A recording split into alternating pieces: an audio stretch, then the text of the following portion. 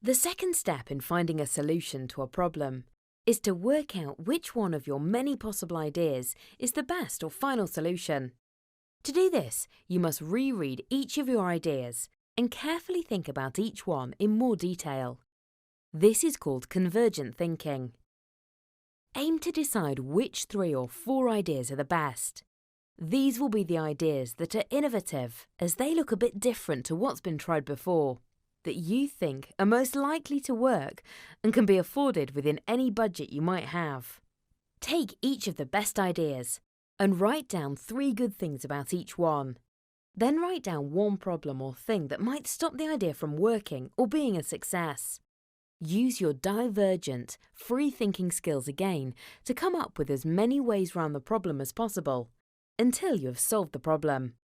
For example, an idea to solve the problem of air pollution might be a campaign to persuade more people to cycle, but that might not work as some people don't know how to ride bikes.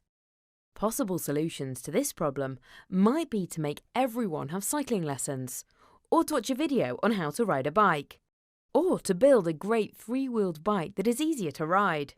Once you have explored your best ideas in this way, you should be able to decide which one you think is the best of all.